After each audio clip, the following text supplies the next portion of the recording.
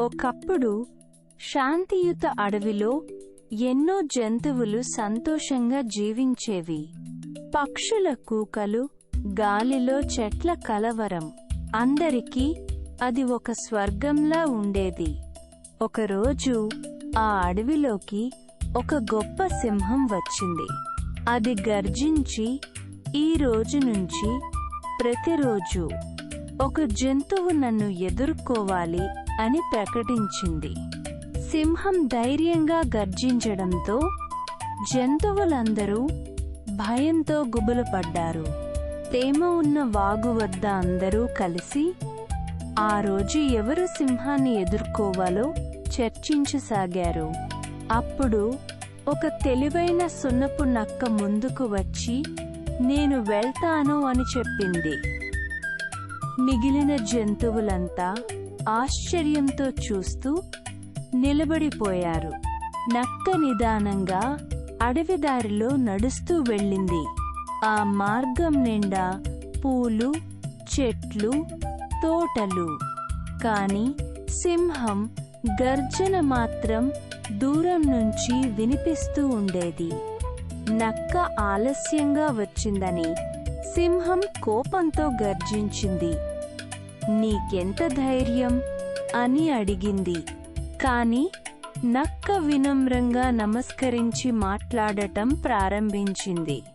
స్వామి, నేను రావడానికి ప్రయత్నించాను, కాని మార్గంలో ఇంకొక సింహం నన్ను ఆపింది అని నక్క చెప్పింది. సింహం ఆశ్చర్యపోయింది. ఇంకొక సింహమా? అది నన్ను పరిగణించలేదా అని కోపంతో గర్జించిన సింహం, నన్ను తీసుకెళ్ళు అని నక్కను ఆదేశించింది. నక్క సింహాన్ని అడవిలోని పాత బావికి తీసుకెళ్ళింది. ఆ బావిలో నీరు నిండి దాని కింద సింహానికి తన ప్రతిబింబం కనిపించింది. సింహం బావిలో తన ప్రతిబింబాన్ని చూసి, ఇదిగో ఆ మరో సింహం అని అనుకుంది.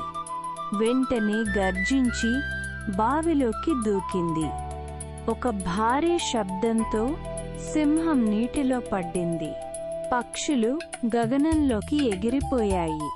అడవిలో మళ్లీ మౌనం ఏర్పడింది. నక్క బావిని తిలకించి చిరునవ్వు విసిరింది.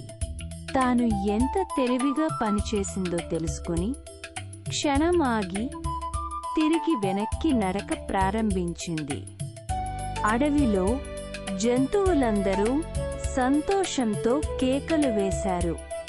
నీవల్లే మనం బతికాము అని నక్కను పొగడ్తలతో ముంచెత్తారు. జంతువులు కలిసి నక్కకి పుష్పమాల వేసి దాన్ని మన హీరోగా ప్రకటించాయి. అందరూ ఆనందంగా చప్పట్లు కొట్టారు. ఆ రోజు నుంచి అడవి మళ్లీ ప్రశాంతంగా మారింది. పిల్లలు ఆడుతూ పాడుతూ తిరిగే రోజులు వచ్చాయి. సింహం కథ మాత్రం ఎవరూ మర్చిపోలేదు. నక్క ఒక చెట్టు కింద కూర్చొని ఆకాశాన్ని తిలకిస్తూ మురిసిపోయింది. చెట్లలో తేలిక గాలితో ఆ చిరునవ్వు మరింత అందంగా కనిపించింది. అడవిపై నుండి చూపిస్తే జంతువులంతా కలిసి సంతోషంగా జీవించడాన్ని చూడవచ్చు. నదులు ప్రవహిస్తూ, పక్షులు ఎగురుతూ. తెలివితేటలు శక్తి కన్నా గొప్పవి. ఇది మన చిన్న నక్క చెప్పిన గొప్ప పాఠం. పిల్లలు, మనం ఎప్పుడూ తెలివిగా, మంచివాళ్లుగా ఉండాలి. ఈ కథ నచ్చిందా? ఇంకోటి వినాలంటే లైక్ చేయండి, సబ్స్క్రైబ్ చేయండి. ప్రతి వారం కొత్త కథల కోసం మమ్మల్ని ఫాలో అవ్వండి.